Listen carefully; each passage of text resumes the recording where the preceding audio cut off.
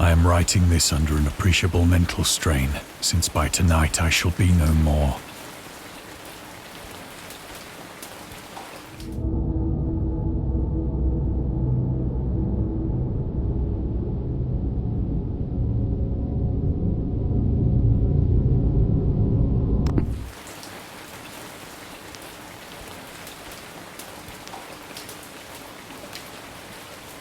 Penniless, and at the end of my supply of the drug which alone makes life endurable, I can bear the torture no longer, and shall cast myself from this garret window into the squalid street below.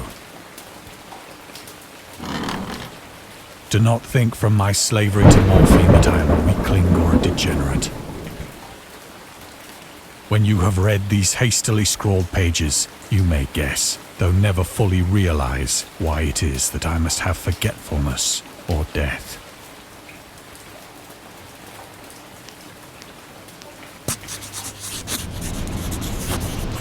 It was in one of the most open and least frequented parts of the broad Pacific that the packet of which I was supercargo fell a victim to the German sea raider.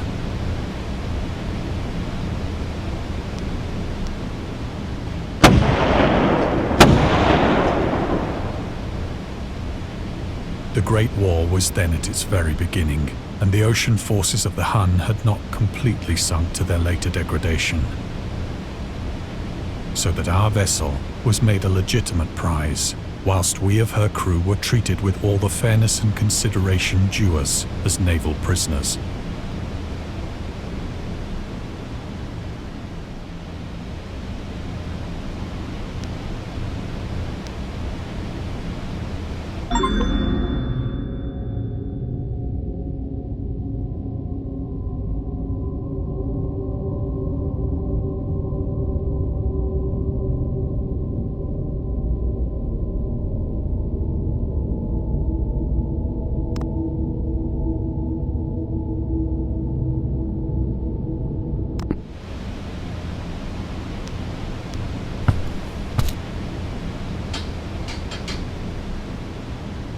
So liberal, indeed, was the discipline of our captors, that 5 days after we were taken, I managed to escape alone in a small boat with water and provisions for a good length of time.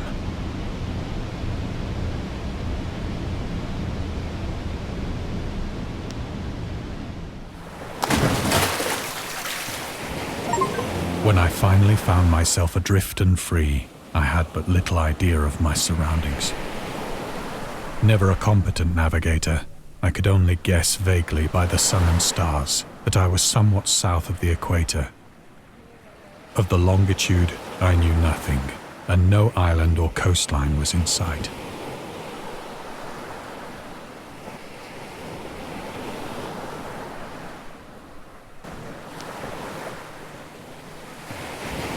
The weather kept fair, and for uncounted days I drifted aimlessly beneath the scorching sun, waiting either for some passing ship or to be cast on the shores of some habitable land.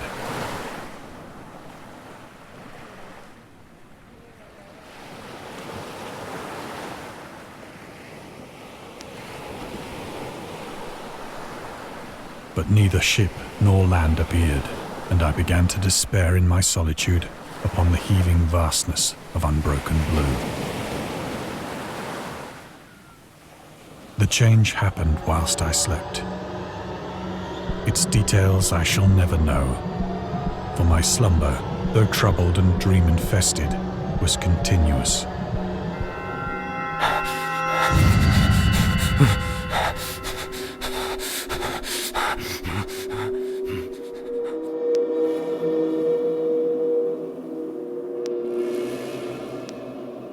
When at last I awoke, it was to discover myself half sucked into a slimy expanse of hellish black mire, which extended about me in monotonous undulations as far as I could see, and in which my boat lay grounded some distance away. Though one might well imagine that my first sensation would be of wonder at so prodigious and unexpected a transformation of scenery, I was in reality more horrified than astonished.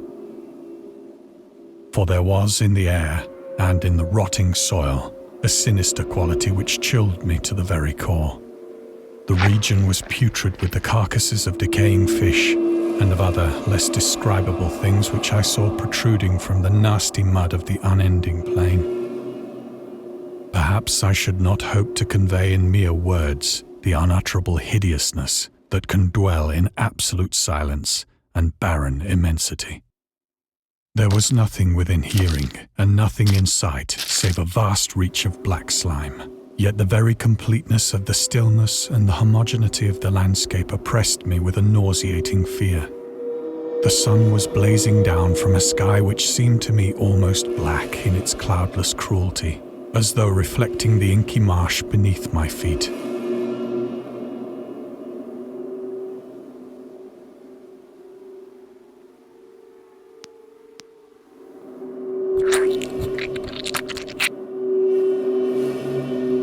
As I crawled into the stranded boat, I realized that only one theory could explain my position. Through some unprecedented volcanic upheaval, a portion of the ocean floor must have been thrown to the surface, exposing regions for which innumerable millions of years had lain hidden under unfathomable watery depths.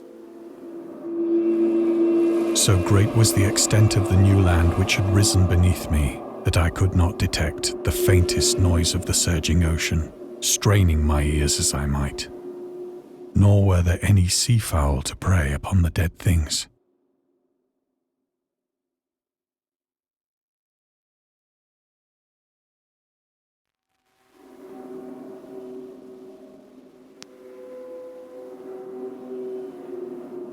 For several hours I sat thinking or brooding in the boat, which lay upon its side and afforded a slight shade as the sun moved across the heavens.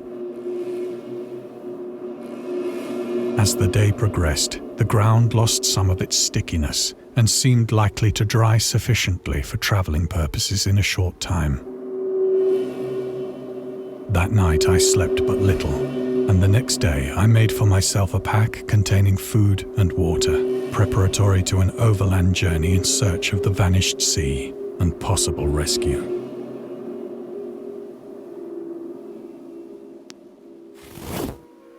On the third morning, I found the soil dry enough to walk upon with ease. The odor of the fish was maddening, but I was too much concerned with graver things to mind so slight an evil, and set out boldly for an unknown goal.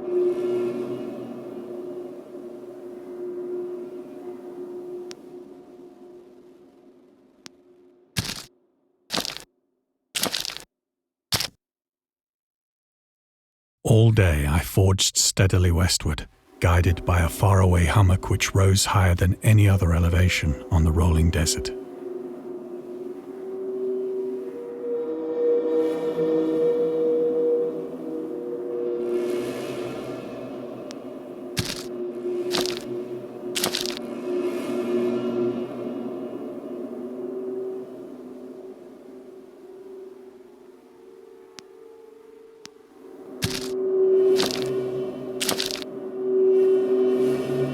That night, I encamped, and on the following day still travelled toward the hummock, though that object seemed scarcely nearer than when I had first espied it.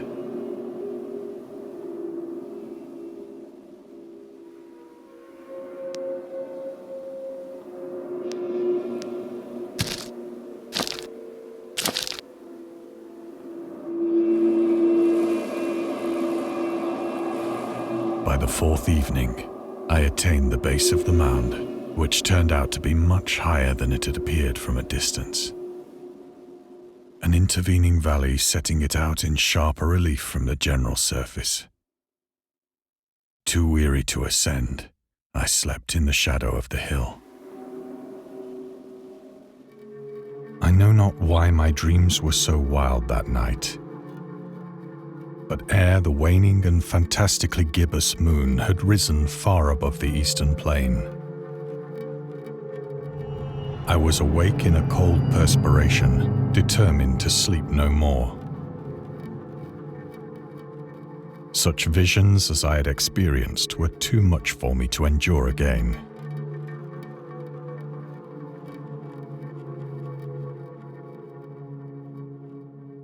And and in the glow of the moon I saw how unwise I had been to travel by day.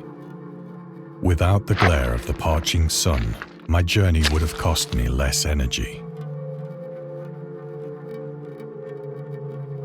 Indeed, I now felt quite able to perform the ascent which had deterred me at sunset.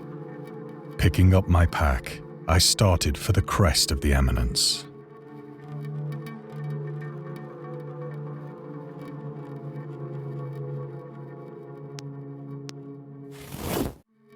I have said that the unbroken monotony of the rolling plain was a source of vague horror to me. But I think my horror was greater when I gained the summit of the mound and looked down the other side into an immeasurable pit or canyon, whose black recesses the moon had not yet soared high enough to illumine. I felt myself on the edge of the world, peering over the rim into a fathomless chaos of eternal night. Through my terror ran curious reminiscences of Paradise Lost and of Satan's hideous climb through the unfashioned realms of darkness. As the moon climbed higher in the sky, I began to see that the slopes of the valley were not quite so perpendicular as I had imagined.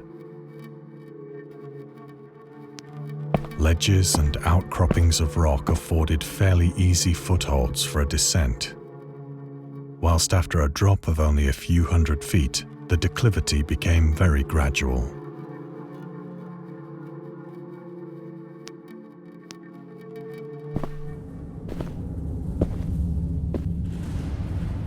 Urged on by an impulse which I cannot definitely analyze, I scrambled with difficulty down the rocks and stood on the gentler slope beneath, gazing into the Stygian deeps where no light had yet penetrated. All at once, my attention was captured by a vast and singular object on the opposite slope, which rose steeply about 100 yards ahead of me. An object that gleamed whitely in the newly bestowed rays of the ascending moon.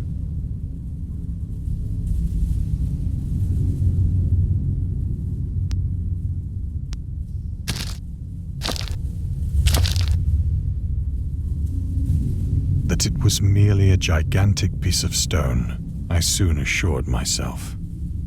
But I was conscious of a distinct impression that its contour and position were not altogether the work of nature. A closer scrutiny filled me with sensations I cannot express. For despite its enormous magnitude, and its position in an abyss which had yawned at the bottom of the sea since the world was young, I perceived beyond a doubt that the strange object was a well-shaped monolith, whose massive bulk had known the workmanship and perhaps the worship of living and thinking creatures. Dazed and frightened, yet not without a certain thrill of the scientist's or archaeologist's delight, I examined my surroundings more closely.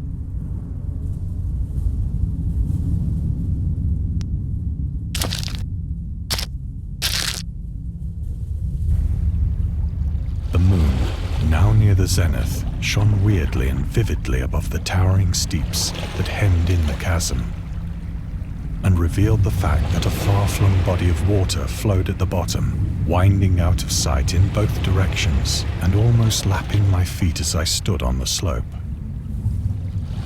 Across the chasm, the wavelets washed the base of the cyclopean monolith, on whose surface I could now trace both inscriptions and crude sculptures.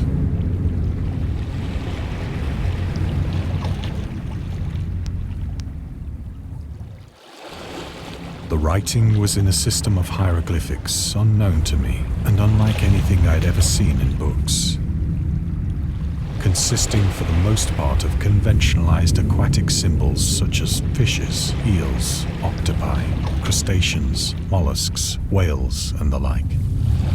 Several characters obviously represented marine things which are unknown to the modern world, but whose decomposing forms I had observed on the ocean-risen plain. It was the pictorial carving, however, that did most to hold me spellbound.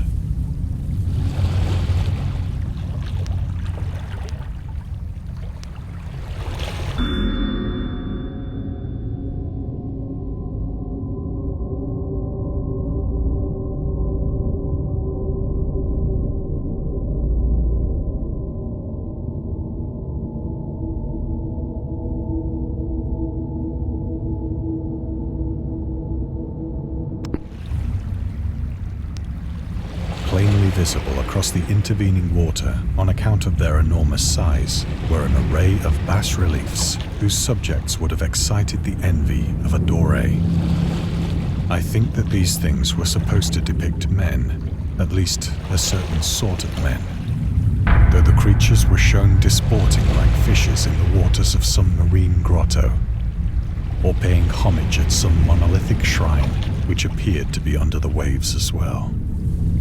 Of their faces and forms I dare not speak in detail, for the mere remembrance makes me grow faint. Grotesque beyond the imagination of a Poe or a Bulwer.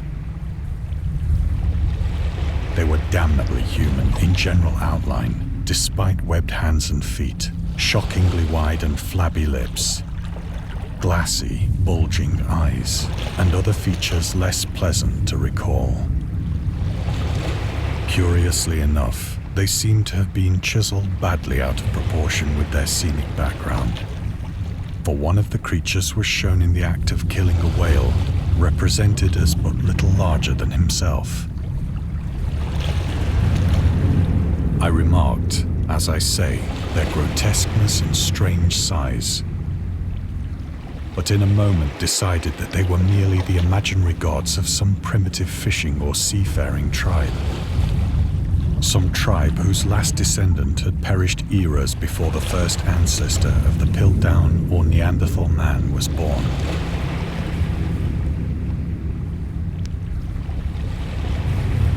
Awestruck at this unexpected glimpse into a past beyond the conception of the most daring anthropologist, I stood musing whilst the moon cast queer reflections on the silent channel before me. Then, suddenly, I saw it.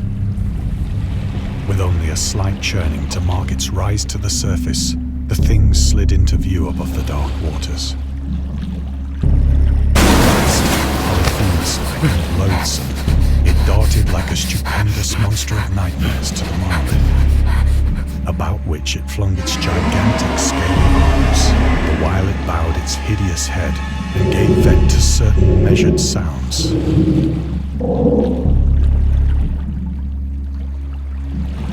I think I went mad then. Of my frantic ascent of the sloping cliff and of my delirious journey back to the stranded boat, I remember little.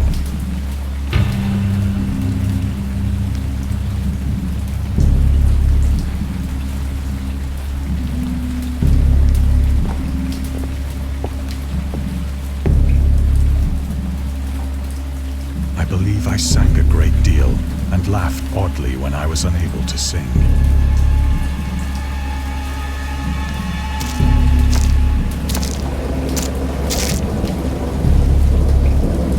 I have indistinct recollections of a great storm sometime after I reached the boat. At any rate, I know that I heard pearls of thunder and other tones which nature utters only in her wildest moods.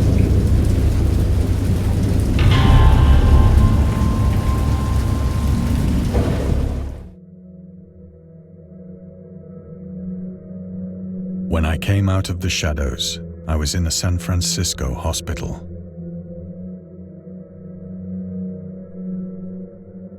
Brought thither by the captain of the American ship which had picked up my boat in mid-ocean. In my delirium, I had said much, but found that my words had been given scant attention. Of any land upheaval in the Pacific, my rescuers knew nothing. Nor did I deem it necessary to insist upon a thing which I knew they could not believe.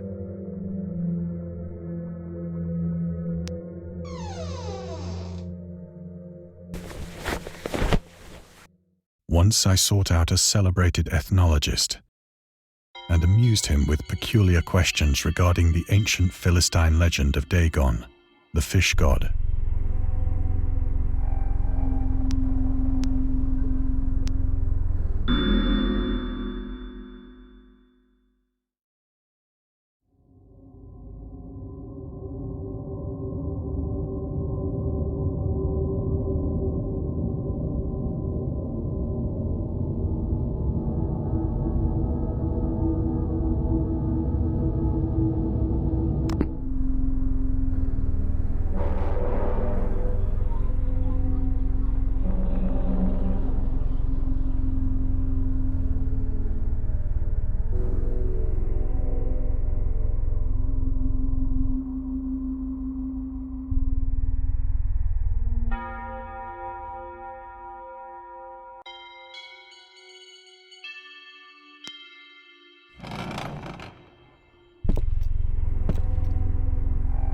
But soon perceiving that he was hopelessly conventional, I did not press my inquiries.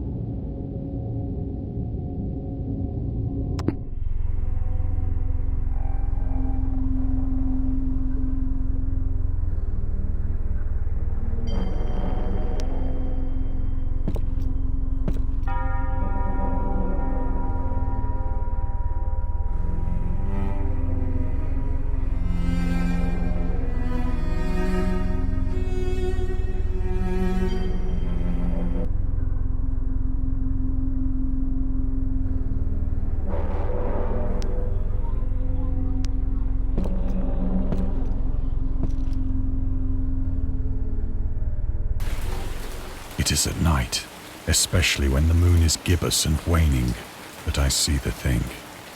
I tried morphine, but the drug has given only transient surcease and has drawn me into its clutches as a hopeless slave. So now I am to end it all, having written a full account for the information or the contemptuous amusement of my fellow men.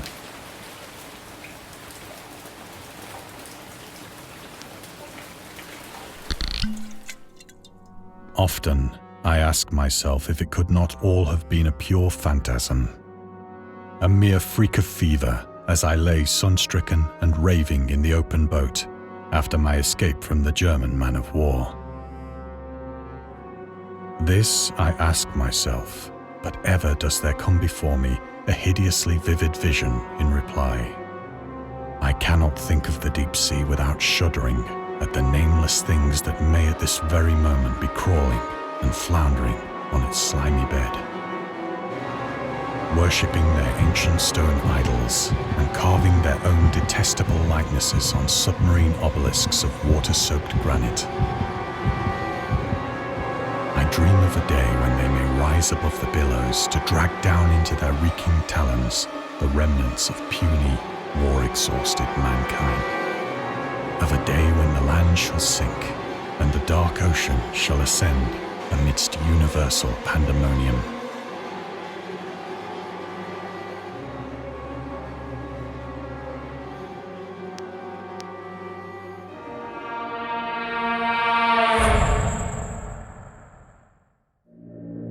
The end is near.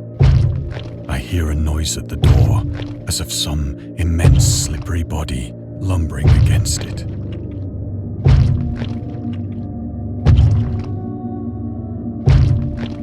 It shall not find me.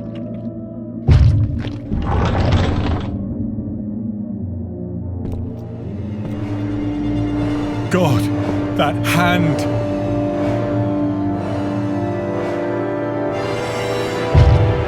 The window! The window!